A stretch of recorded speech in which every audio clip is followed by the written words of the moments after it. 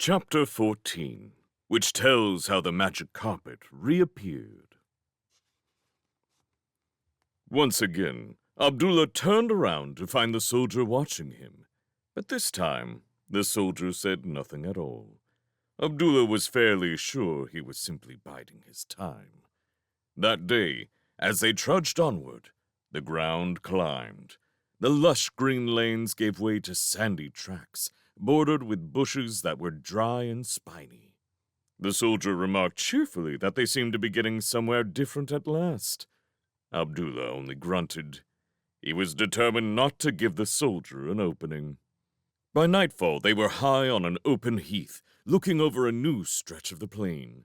A faint pimple on the horizon was, the soldier said, still very cheerfully, certainly Kingsbury. As they settled down to camp, he invited Abdullah, even more cheerfully, to see how charmingly Whippersnapper was playing with the buckles on his pack. "Doubtless," said Abdullah, "it charms me even less than a lump on the skyline that may be Kingsbury." There was another huge red sunset.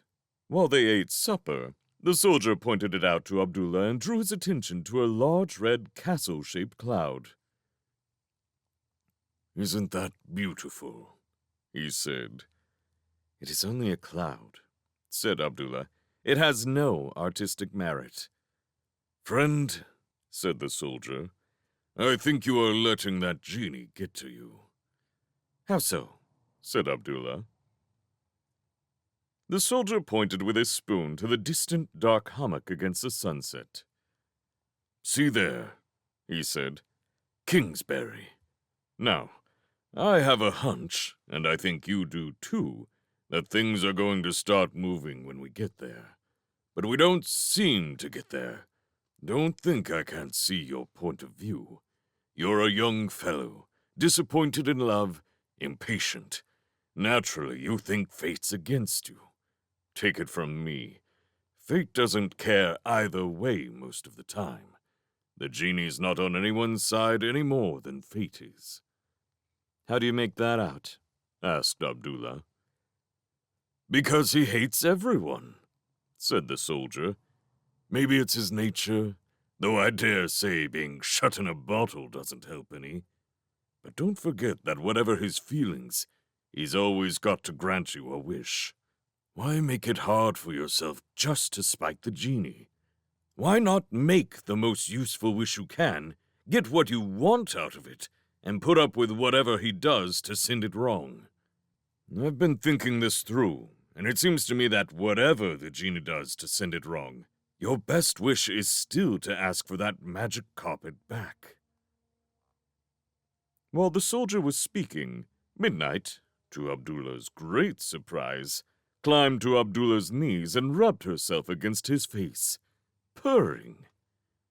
Abdullah had to admit he was flattered. He had been letting Midnight get to him as well as the genie and the soldier, not to speak of fate. "If I wish for the carpet," he said, "I am prepared to bet that the misfortunes the genie sends with it will far outweigh its usefulness." "You bet, do you?"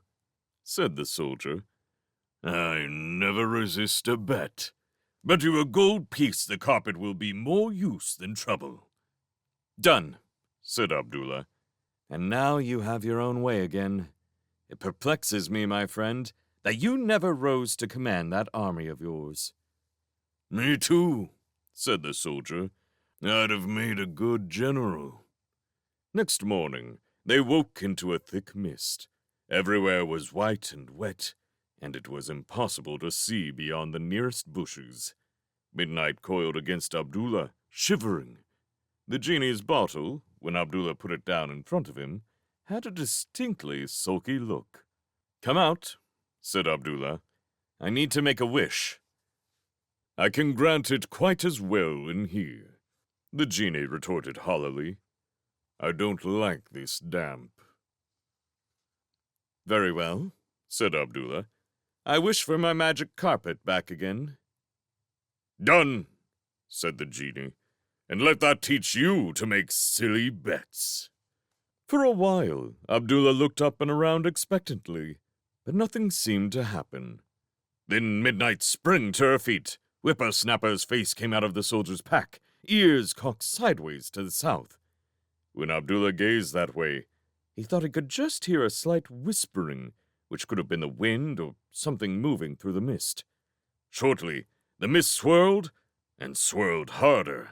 The gray oblong of the carpet slid into sight overhead and glided to the ground beside Abdullah. It had a passenger. Curled up on the carpet, peacefully asleep, was a villainous man with a large mustache. His beak of a nose was pressed into the carpet, but Abdullah could just see the gold ring in it, half hidden by the mustache in a dirty drape of headcloth. One of the man's hands clutched a silver-mounted pistol. There was no question that this was Kabul Akbar again. "I think I win the bet," Abdullah murmured. Even that murmur, or maybe the chilliness of the mist, set the bandit stirring and muttering fretfully. The soldier put his finger to his lips and shook his head. Abdullah nodded. If he had been on his own, he would have been wondering what on earth to do now. But with the soldier there, he felt almost equal to Kabul Akbar. As quietly as he could, he made a gentle snoring noise and whispered to the carpet, "Come out from underneath that man and hover in front of me." Ripples ran down the edge of the carpet. Abdullah could see it was trying to obey. It gave a strong wriggle, but Kabul Akbar's weight was evidently just too much to allow it to slide out from under him. So it tried another way.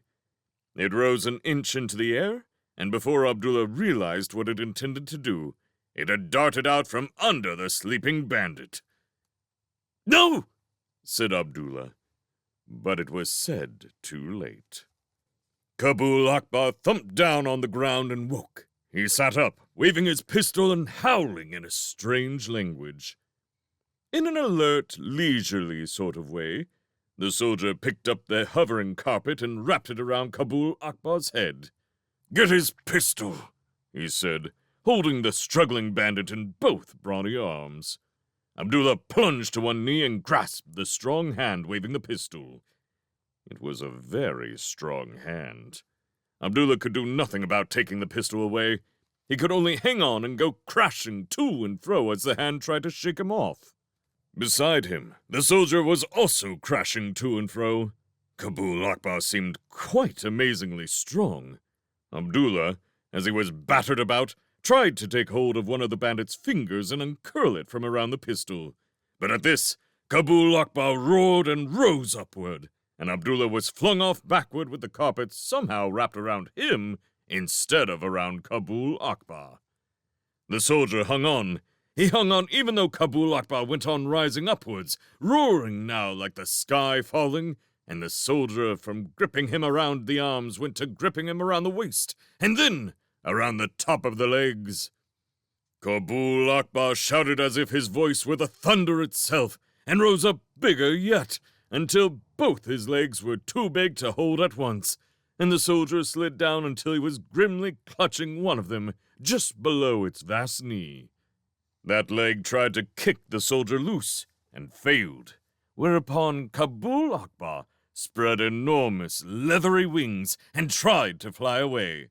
But the soldier, though he slid downward again, hung on still. Abdullah saw this while struggling out from under the carpet. He also caught a glimpse of Midnight standing protectively over Whippersnapper, larger even than she had been when she faced the constables, but not large enough. What stood there now was one of the mightiest of mighty jinns. Half of him was lost upward in the mist, which he was beating into swirling smoke with his wings, unable to fly because the soldier was anchoring one of his enormous taloned feet to the ground.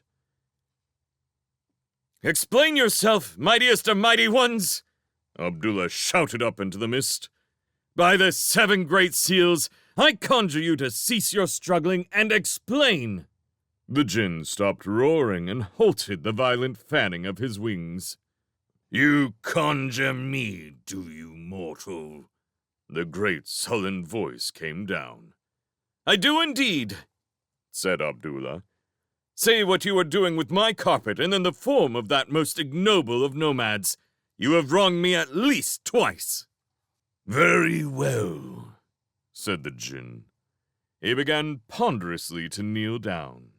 "You can let go now," Abdullah said to the soldier, who, not knowing the laws that govern djinns, was still hanging on to the vast foot. "He has to stay and answer me now." Warily, the soldier let go and mopped sweat from his face. He did not seem reassured when the djinn simply folded his wings and knelt. This was not surprising, because the djinn was high as a house, even kneeling, and the face coming into view through the mist was hideous. Abdullah had another glimpse of Midnight, now normal size again, scurrying for the bushes with whippersnapper dangling from her mouth. But the face of the djinn took up most of his attention. He had seen that blank brown glare and the gold ring through that hooked nose, albeit briefly, before, when Flower in the Night was carried off from the garden. "Correction," Abdullah said. "You have wronged me 3 times. "Oh, more than that," the djinn rumbled blandly. "So many times that I've lost count."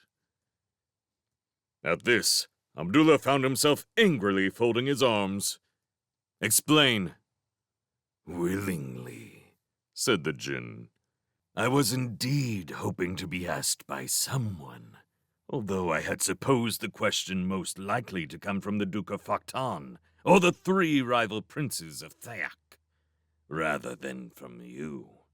But none of the rest has proved determined enough, which surprises me somewhat, because you were certainly never my main irons in the fire, either of you. Know, then, that I am one of the greatest of the host of good djinns, and my name is Hazruel." "I didn't know there were any good djinns," said the soldier. "Oh, there are, innocent northerner," Abdullah told him. "I have heard this one's name spoken in terms that place him nearly as high as the angels." The djinn frowned, an unpleasant sight. "Misinformed merchant," he rumbled. "I am higher than some angels. Know that some 200 angels of the lesser air are mine to command. They serve as guards to the entrance to my castle." Abdullah kept his arms folded and tapped with his foot. "This being the case," he said, "explain why you have seen fit to behave toward me in a manner so far from angelic." "The blame is not mine, mortal," said the djinn. "Need spurred me on. Understand all and forgive. Know that my mother, the great spirit Dazra, in a moment of oversight, allowed herself to be ravished by a djinn of the host of evil some 20 years ago. She then gave birth to my brother Dalzel, who, since good and evil do not breed well together, proved weak and white and undersized. My mother could not tolerate Dalzel and gave him to me to bring up. I lavished every care upon him as he grew, so you can imagine my horror and sorrow when he proved to inherit the nature of his evil sire. His first act, when he came of age, was to steal my life and hide it, thereby making me his slave." "Come again," said the soldier. "You mean you're dead?" "Not at all," said Hazruel. "We djinns are not as you mortals, ignorant man. We can die only if one small portion of us is destroyed. For this reason, all djinns prudently remove that small part from our persons and hide it, as I did. But when I instructed Dalzel how to hide his own life, I lovingly and rashly told him where my life was hidden, and he instantly took my life into his power, forcing me to do his bidding or die." "Now we come to it," said Abdullah.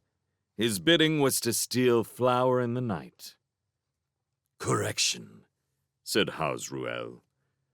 "My brother inherits a grandeur of mind from his mother, great Dazra. He ordered me to steal every princess in the world. A moment's thought will show you the sense in this. My brother is of an age to marry, but he is of a birth so mixed that no female among jinns will countenance him. He is forced to resort to mortal women, but since he is a jinn, naturally only those females of the highest blood will serve." "My heart bleeds for your brother," remarked Abdullah. "Could he not be satisfied with less than all?" "Why should he be?" asked Hasruel. "He commands my power now. He gave the matter careful thought, and seeing clearly that his princesses would not be able to walk on air as we jinns do, he first ordered me to steal a certain moving castle belonging to a wizard in this land of Ingari, in which to house his brides.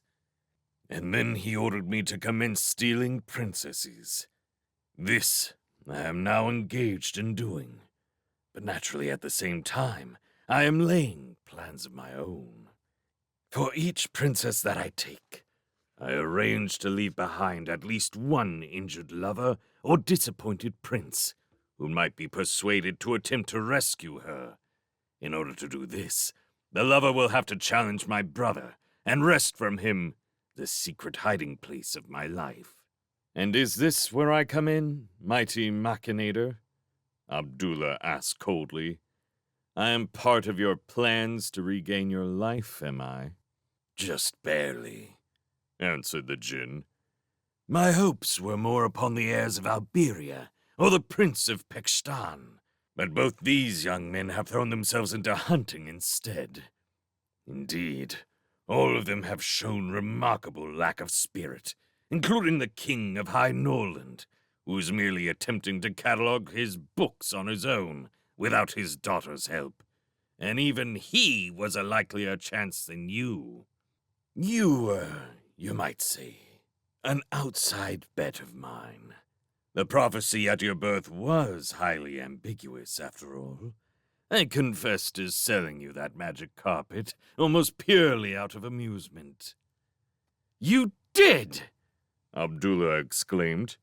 "Yes, amusement at the number and nature of the daydreams proceeding from your booth," said Hasruel. Abdullah, despite the cold of the mist, found his face was heating up. "Then," continued Hasruel, "when you surprised me by escaping from the Sultan of Zanzib, it amused me to take on your character of Kabul Akbar and to force you to live out some of your daydreams. I usually try to make appropriate adventures befall each suitor." Despite his embarrassment, Abdullah could have sworn that the jinn's great gold-brown eyes slanted toward the soldier here. "And how many disappointed princes have you so far put in motion, oh subtle and jesting jinn?" he asked. "Very nearly 30, Hasruel said. "But as I said, most of them are not in motion at all. This strikes me as strange, for their birth and qualifications are all far better than yours. However, I console myself with the thought that there are still 132 princesses left to steal." "I think you might have to be satisfied with me," Abdullah said. "Low as my birth is, fate seems to want it so. I'm in a position to assure you of this, since I have recently challenged fate on this very point." The jinn smiled, a sight as unpleasant as his frown, and nodded. "This I know," he said. "This is the reason I have stooped to appear before you. 2 of my servant angels returned to me yesterday, having just been hanged in the shape of men. Neither was wholly pleased by this, and both claimed it was your doing." Abdullah bowed. "Doubtless, when they consider, they will find it preferable to being immortal toads," he said. "Now tell me one last thing, O thoughtful thief of princesses. Say where Flower in the Night, not to speak of your brother Dalzell, may be found." The jinn's smile broadened. making it even more unpleasant, for this revealed a number of extremely long fangs. He pointed upward with a vast spiked thumb. Why, earthbound adventurer, they are, naturally, in the castle you have been seeing in the sunset these last few days, he said. It used, as I said, to belong to a wizard of this land. You will not find it easy to get there, and if you do, you will do well to remember that I am my brother's slave and forced to act against you. Understood, said Abdullah. The Jinn planted his enormous taloned hands on the ground and began to lever himself up. I must also observe, he said, that the carpet is under orders not to follow me. May I depart now? No, wait! Cried the soldier.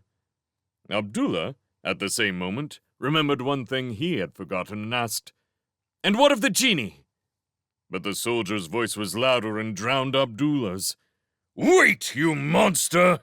Is that castle hanging around in the sky here for any particular reason, monster? Hasruel smiled again and paused, balanced on one huge knee. How perceptive of you, soldier. Indeed, yes. The castle is here because I am preparing to steal the daughter of the King of Ingri, Princess Valeria. My princess, said the soldier. Hasruel's smile became a laugh. He threw back his head and bellowed into the mist. I doubt it, soldier. Oh, I doubt it. This princess is only 4 years old, but though she is of little use to you, I trust that you are going to be of great use to me. I regard both you and your friend from Zanzib as well-placed pawns on my chessboard. How do you mean? The soldier asked indignantly. Because the two of you are going to help me steal her, said the Jinn, and sprang away upward into the mist in a whirl of wings, laughing hugely.